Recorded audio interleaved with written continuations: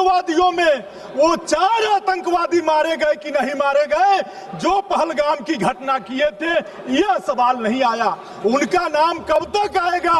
Operation सिंदूर नहीं, operation तंदूर चलाओ। हम लोग जिसे विश्व गुरु समझ रहे थे, पता चला विश्व गुरु तो व्हाइट हाउस में बैठा है। सबसे पहले तो मैं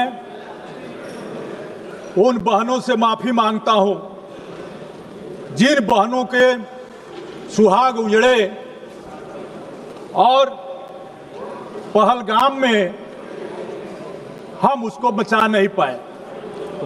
मैं अपने सेना के पराक्रम पर गौरव और घमंड करता हूं। अध्यक्ष महोदय, वहीं हम इस घटना में जो पर्यटक निर्दोष मारे गए उनको नमन करता हूं, जो हमारे सेना के जवान शहीद हुए उसको भी नमन करता हूं। अध्यक्ष जी, हमारे पूर्वांचल में एक कहावत है कि आकाश बांधो पाताल बांधो, कम से कम अपनी टाटी तो बांधो। यह सरकार आकाश बांध रही है, पाताल बांध रही है, लेकिन अपनी टाटी नहीं बांध रही है। यह साबित करता है कि अपनी टाटी अगर बंधी होती तो सैकड़ों किलोमीटर दूर से आतंकवादी हमारे घर में आता, पर्यटकों को मारता और भाग नहीं जाता। हमारे नेता पूर्व रक्षा मंत्री स्वर्गीय मुलायम सिंह यादव जी, सुभाष चंद्र बोस के बाद देश में किसी एक नेता को नेताजी कहा गया तो वह स्वर्गीय मुलायम सिंह यादव जी थे। सभापति महोदय, उन्होंने इस सदन में कहा था,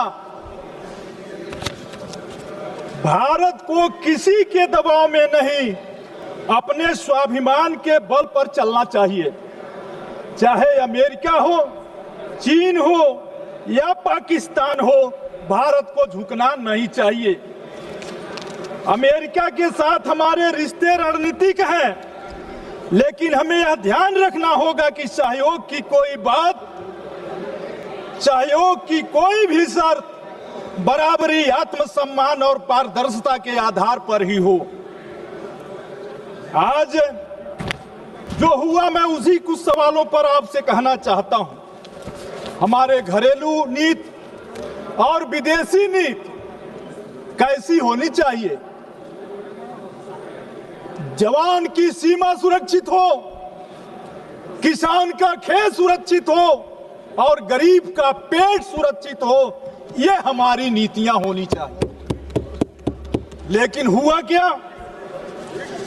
जो सवाल सामने उठकर आए, मैं कहना चाहता हूं, माननीय रक्षा मंत्री जी ने इसी सदन में कहा है कि हमने 100 आतंकवादियों को मारा।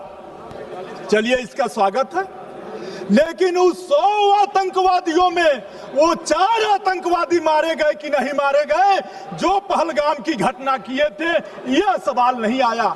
उनका नाम कब तक आएगा, यह देश जानना चाहता है। घटना 22 को होती है, 22 अप्रैल को। सभापति महोदय, 22 को घटना होती है। ऑपरेशन सिंदूर 17 दिन बाद होता है। होगी कोई परिस्थिति? देश क्या चाहता था? आतंकवादियों की मंशा कितनी खराब थी?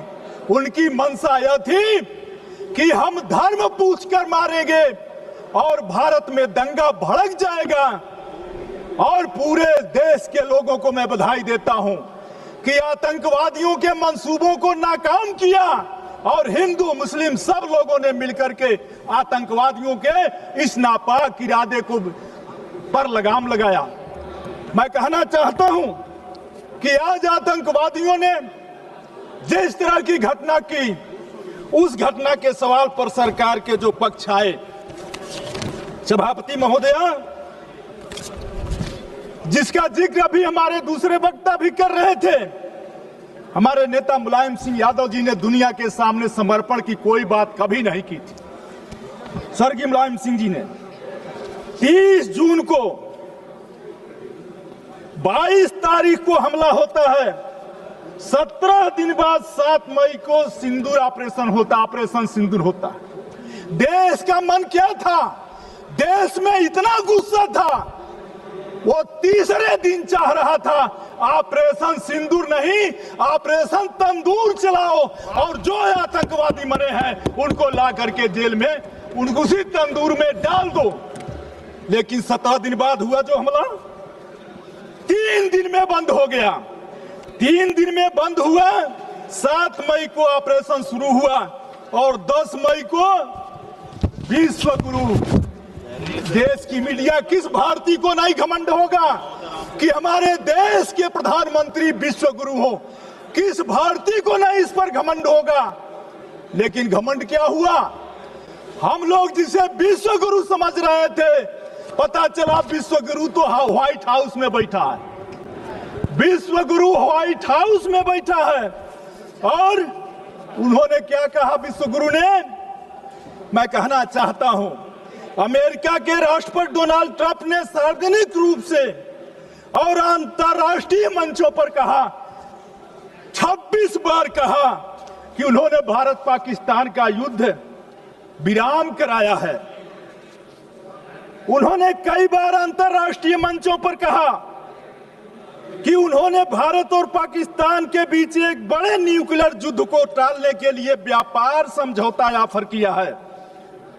हाल ही में ट्रंप ने यह भी दावा किया कि 5 फाइटर जेट गिराए गए थे, जिसमें सीडीएस के बयान की ओर भी इशारा किया। ट्रंप ने यह भी कहा प्रधानमंत्री मोदी शुरू में असहयोगी थे और संकट को कम करने के लिए अमेरिका की मध्यस्थता जरूरी थी। ये सभी दावे गंभीर और वैश्विक सुर्खियां बिटोर चुके हैं, लेकिन भारत सरकार इस पर चुप है। महोदया,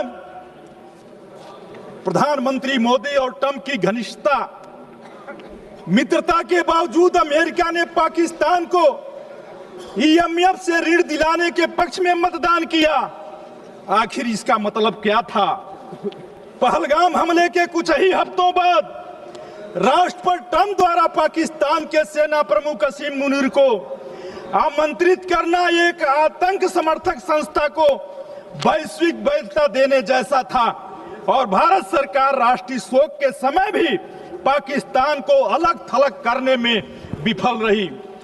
महोदया, पहलगाम में धर्म के आधार पर हुई हत्याओं के बावजूद भारत न तो इस्लामिक देशों के संगठन और OIC में झूठे निरेटिव को चुनौती दे सका और न ही मुस्लिम दुनिया से एकजुटता हासिल कर सका, जबकि यह देश भारत के करीबी सहयोगी थे।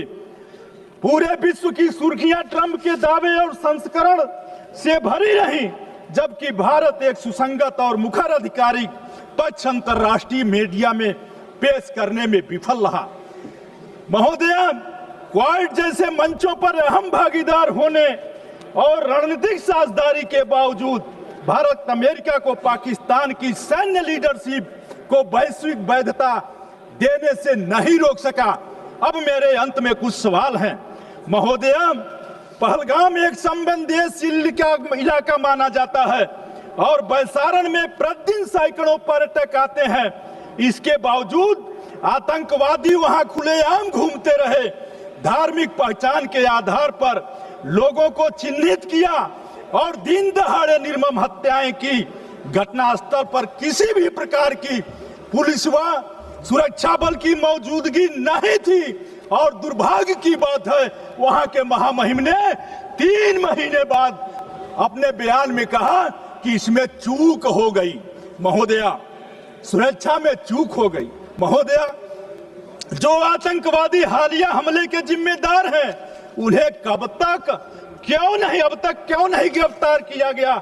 जब सरकार बहु एजेंसी ऑपरेशन, ड्रोन निगरानी और हवाई नियंत्रण का दावा कर रही है, तो फिर ये आतंकवादी जिलों में लगातार कैसे घूम रहे हैं? क्या सरकार जमीनी स्तर पर लोकेशन नेटवर्क और स्लीपर सेल्स को रोकने में नाकाम रही? महोदया, वो भी भारत ने हमेशा यह स्पष्ट किया है कि पाकिस्तान के साथ हमारे मसले द्विपक्षीय हैं और किसी तीसरे की मध्यस्थता स्वीकार नहीं की जा सकती। ट्रंप का दावा यह दर्शाता है कि मोदी सरकार ने अमेरिका के हस्तक्षेप की अनुमति दी, जो 1972 के शिमला समझौते के बाद से भारत के अस्थायी नीति के खिलाफ है। महोदया, अगर ट्रंप की बात सही है तो इसका मतलब है कि भारत ने अपने सैन्य और कूटनीतिक फैसलों की स्वतंत्रता खो दी। क्या भारत ने अमेरिका के कहने पर युद्ध विराम स्वीकार किया? महोदया, मैं कहना चाहता हूं, अंत में कहना चाहता हूं कि युद्ध विराम में अमेरिका की कोई भूमिका थी? क्या वास्तव में फाइटर जेट गिराए गए थे? भारतीयों को ये बातें अपने प्रधानमंत्री से क्यों नहीं सुनने को मिली? ट्रंप से सुनने के लिए क्यों मिली?